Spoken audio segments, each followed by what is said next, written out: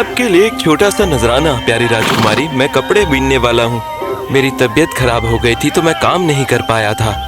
आपने मेरी सिर्फ दवाई का खर्चा नहीं उठाया, पर जब तक मैं ठीक नहीं हो गया आपने मजदूरों को भेजा मेरा काम संभालने के लिए। हाँ, अब मुझे याद आया। तुम्हें सेहतमंद देखकर अच्छा लगा। आपका बहुत बहुत धन्यवाद राजकुमारी। आपका धन्यवाद करने के लिए रेशम की शॉल खास आपके लिए बनाया है। शुक्रिया। ये बहुत ही सुंदर है। तुम्हारा बहुत बहुत धन्यवाद। कितना सुंदर शॉल है। समझ में नहीं आता लोग इसे इतना पसंद क्यों करते हैं। आखिर में वो बस एक इंसान ही तो है, एक कमजोर इंसान जिसे जादू करना नहीं आता और कोई सम्मोहन भी नहीं आता।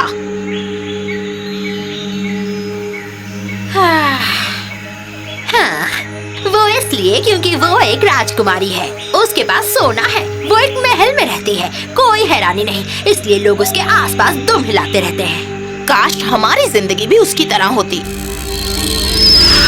तुम दोनों अब तक घर क्यों नहीं लौटी? मैंने तुम्हें मकड़ी के जाल लाने के लिए कहा था और तुम यहाँ वहाँ भटक रही हो। तुम दोनों को समय की कोई कद्र ही नहीं है। इबोला, तुम्हें आज रात का खाना भी बनाना है। और डोरा, तुमने अब तक अपना कमरा साफ नहीं किया है।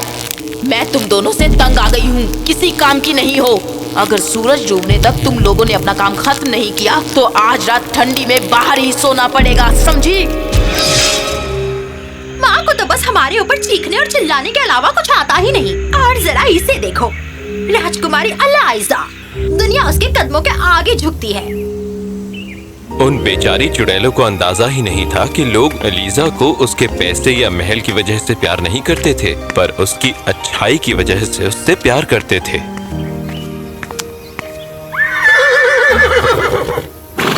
आज इसकी तबीयत कैसी है? ये काफी बेहतर है राजकुमारी। कुछ ही दिन में ये ठीक हो जाएगा। डॉक्टर ने मुझे ये दवाई दी है, मैं इसे इसके पैर में लगा देती हूँ। राजकुमारी, आप दवाई लेने के लिए मुझे बुला लेते। आपने यहाँ आने की तकलीफ क्यों की?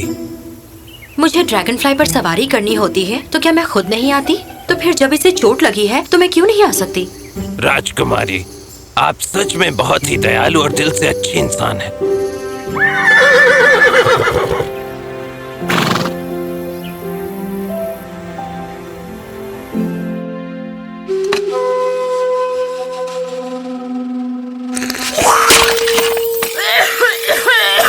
ये सूप तो बेकार है। मैंने कहा था ना इसमें नमक और अच्छे से मसाले डालने के लिए। मैं शायद भूल गई। मैं तुम्हारी इस भूलने की आदत और आलस से तंग आ गई हूँ। तुम कल पूरी रसोई साफ करोगी और इसका मतलब तुम ना सिर्फ बर्तन धोओगी पर फर्श भी साफ करोगी और स्टोव को भी। समझ गई तुम अच्छे से? ये तो नाइंसाफी है। मत रो मेरी बहन। काश हम भी उस राजकुमारी अलाइजा की तरह होते। एक बात कहूँ, चल उसके जैसे बन जाते हैं। उसके महल में उसकी जगह जाकर रहते हैं। पर उसके लिए तो शक्तिशाली सम्मोहन की जरूरत पड़ेगी, जो सिर्फ माँ हमें दे सकती हैं, और वो हमारी मदद कभी नहीं करेंगी, कभी नहीं। मुझे पता है माँ को कैसे मनाना है। जरा सोचो इस बारे में। अगर हम में से कोई राजकुमारी बन जाए तो फिर हम सारा सोना लाकर आपको देंगे। अगर मैं राजकुमारी बन जाऊँ तो हर हफ्ते आपको गोनी भर के सोना लाकर दूंगी। लालच में आकर उस चुड़ैल ने एक शक्तिशाली सम्मोहन बनाया। इस मिश्रण को लो और उस चुड़ैल ने अपनी बेटियों को निर्देश दिया कि किस तरह से इसे इस्तेमाल करना है राजकुमारी एलिजा पर। अगली सुबह वो चुड़ैलें राजकुमारी का इंतजार कर रही थीं, और जब राजकुमारी एलिजा वहां से गुजरी तो वो दोनों काम पर लग गए।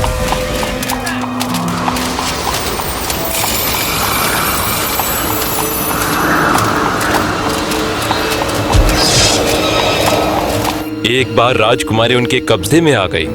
आखिरी सम्मोहन डालने का समय आ गया था। राजकुमारी एलाइजा, अब से तुम एक नए घर में जाओगी।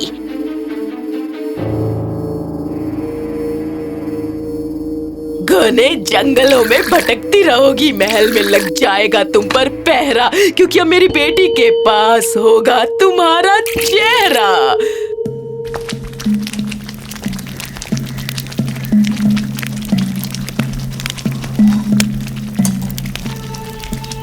इबोला उस मिश्रण को पीने ही वाली थी, पर डोरा ने तुरंत ही गटक लिया क्योंकि वो राजकुमारी बनना चाहती थी।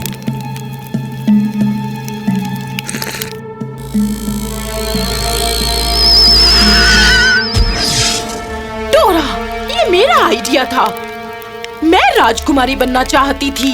ये भले ही तुम्हारा आइडिया था, पर मिश्रण तो पहले मैंने ही पिया है। और देखो देखो, मैं राजकुमारी की तरह लग रही हूँ। मैं बिल्कुल लग रही हूँ। नहीं, मैं हूँ राजकुमारी एलाइजा। आप इसके साथ क्या करने वाली हैं?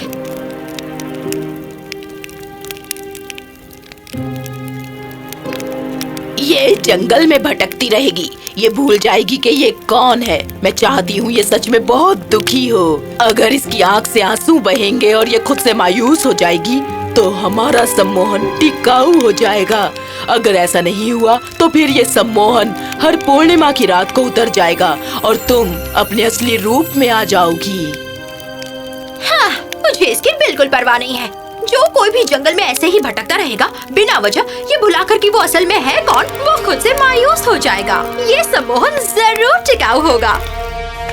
जब तक वो धूल का तूफान थमता, डोरा राजकुमारी एलिजा बन चुकी थी और घोड़े पर सवार हो गई। पर अक्सर जानवरों को पता होता है कि जो हम इंसानों को नहीं पता होता। एलिजा के घोड़े को पता चल गया कि वो राजकुमारी एलिजा नहीं है और वो तुरंत हिनहिनाने लगा। इसे आखिर क्या हो गया है? ओह!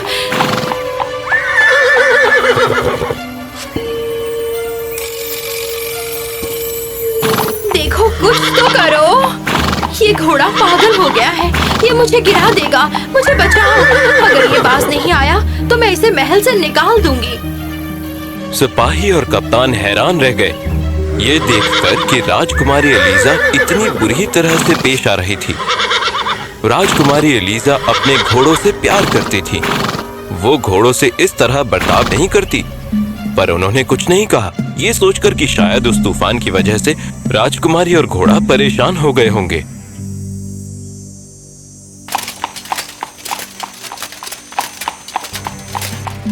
वो घोड़ा पागल हो गया है। उसने तो मुझे डरा ही दिया था। तुम लोग मुझे घूर क्यों रहे हो? मेरे कपड़े गंदे हो गए हैं। दिखाई नहीं दे रहा? मेरे लिए नए कपड़े लेकर आओ और नहाने के लिए गर्म पानी तैयार करो। जाओ।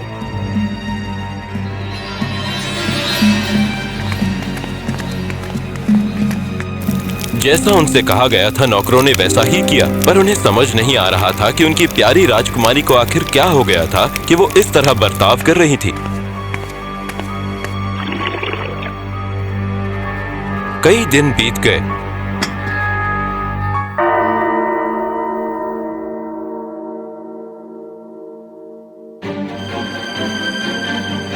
और महल में सब लोग इस बात से परेशान हो गए थे कि उनकी प्यारी राजकुमारी अचानक इतनी बुरी कैसे हो गई थी। वो इस बारे में राजा से बात करना चाहते थे, पर सोच रहे थे कि कैसे बात करें। एक रात, चुप हो जा, चुप हो जा। अगर तू शांत नहीं हुई तो मैं तुझे काल कोठरी में डाल दूंगी। अब तुम अपनी बूढ़ी माँ के साथ ऐसा तो नहीं करोगी, है ना? माँ? अगले हफ्ते घर पर आना मत भूलना। ये पूर्णिमा की रात होगी और अब तक राजकुमारी ने आंसू नहीं बहाए हैं और खुद से मायूस नहीं हुई है वो। क्या? कैसे? मेरी तो कुछ भी समझ में नहीं आ रहा है। वो अकेली है एक घने जंगल में। उसे कुछ भी याद नहीं कि वो कौन है। उसके पास खाने के लिए कुछ नहीं है। वो थकी हुई है और भूखी है। फिर ऐसा क्यों है कि वो उदास नहीं है? मेरी समझ के बाहर है ये कहानी। बिल्कुल, उन चुड़ैलों को समझ ही नहीं आ रहा था कि क्यों राजकुमारी ना ही उदास है या खुद से मायूस। जानते हो, जो लोग दयालु और दिल के साफ होते हैं वो मजबूत होते हैं। चाहे उन्हें कितना भी दुख झेलना पड़े, उन्हें दूसरों की मदद करने में खुशी मिलती है, और जो खुशी दूसरों की मदद करने से मिलती है उसे तोड़ा नहीं जा सकता। इसीलिए अकेले, भूखे और जंगल में थका हुआ रहने के बावजूद राजकुमारी खुश थी। ओह, आखिर में एक फल मिल गया। तुम भूखे हो? ये लो, तुम्हें ये चाहिए? इसे ले जाओ और फिर अपने परिवार को भी खिला दो। लो। ओह, तुम्हें ये अच्छा लगा है ना? अब इसे लो और जाओ। और जब एक इंसान सच में दयालु और मददगार होता है, कुदरत उनकी देखभाल करती है और ध्यान रखती है कि वो कभी अकेले और उदास ना हो। मैं इतनी थक गई हूँ। कितनी मधुर आवाज है। ओह, ये कितना सुंदर जंगल है। ओह, ये तो स्वर्ग जैसा है। और वहाँ महल में डोरा राजकुमारी बनकर बुरी तरह पेश आ रही थी।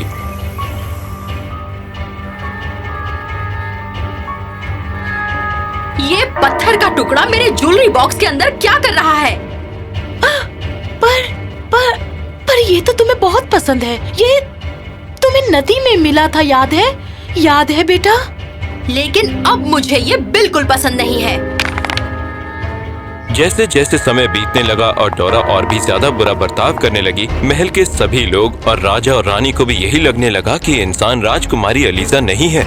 तो राजा राज्य के सबसे शक्तिशाली जादूगर से मिलने गए, पता लगाने की माजरा क्या है। सर, राजा और रानी खुद आपसे मिलने आए हैं। ओह,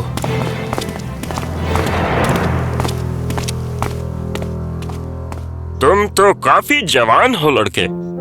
मैंने काफी कम उम्र से पढ़ना शुरू किया था महाराज, और सबसे महान शिक्षकों ने ही मुझे सिखाया है। मैं आपकी परेशानी की वजह जानता हूँ और अच्छा होगा कि आप मुझे राजकुमारी की कुछ ऐसी चीजें दें जो उनकी हो और उससे उन्हें काफी लगाव हो। ये पत्थर का टुकड़ा उसे सोने और जवाहरात से भी ज्यादा पसंद है।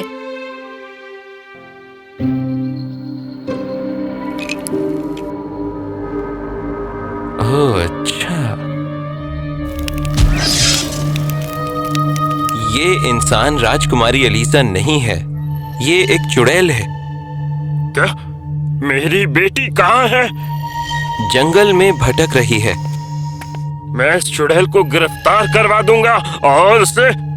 इसकी जरूरत नहीं पड़ेगी महाराज, क्योंकि पूर्णिमा की रात को, जिसके लिए सिर्फ 3 दिन बचे हैं, ये चुड़ैल अपने असली रूप में आ जाएगी और मुझे बस उसी की फिक्र है। इसकी फिक्र? वो माँ चुड़ैल अपनी असलियत को छुपाने के लिए कुछ न कुछ तो जरूर करेगी, और हम राजकुमारी को बचाने के लिए कुछ भी करेंगे तो उसे पता चल जाएगा कि एक जादूगर देख रहा होगा, और इससे राजकुमारी की जान को खतरा भी होगा। हमें ये देखना होगा कि वो राजकुमारी के साथ क्या करने वाली है, और फिर हम उसे पकड़ लेंगे। एलेमेंडर बिल्कुल सही था। वो माँ चुड़ैल सच में परेशान थी, क्योंकि राजकुमारी ना तो उदास थी और ना ही खुद के लिए मायूस। तो उसने एक और सम्मोहन का काम करना शुरू किया, और बहुत ही बुरा वाला। अगर तुम खुश रहने से बाज नहीं आती हो, अगर तुम्हारा दिल इतना नर्म है कि तुम्हें डर या उदासी महसूस नहीं होती, फिर मैं तुम्हारे दिल को बदल दूंगी। तुम पूरी तरह बर्फ बन जाओगी। अब जो तुम्हारा दिल इतना नर्म और अच्छा है, वो अब एक कठोर मजबूत बर्फ में बदल जाएगा। तुम्हें जरा भी खुशी महसूस नहीं होगी, और फिर मेरी बेटी राजकुमारी बन जाएगी। उस माँ चुड़ैल को पता नहीं था कि एलेमेंडर ये सब कुछ देख रहा था। एलेमेंडर ने पूर्णिमा होने तक का इंतजार किया और फिर जंगल के अंदर चला गया, बर्फ के तूफान में लड़ते हुए उस राजकुमारी को छुड़ाने के लिए, जो एक गुफा में बंद थी। चांद अब उगने ही वाला था। एलेमेंडर ने इतना शक्तिशाली सम्मोहन डाला कि उससे राजकुमारी आजाद हो गई, और वही सम्मोहन उन चुड़ैलों पर पड़ गया।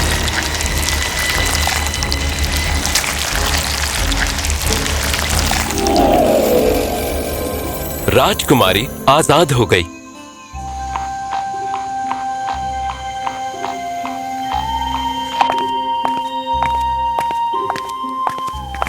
मेरी बच्ची, मेरी प्यारी बच्ची। अरे वाह, हमारी प्यारी राजकुमारी। और वापस आ गई। क्या स्वागत है, वापस स्वागत है राजकुमारी।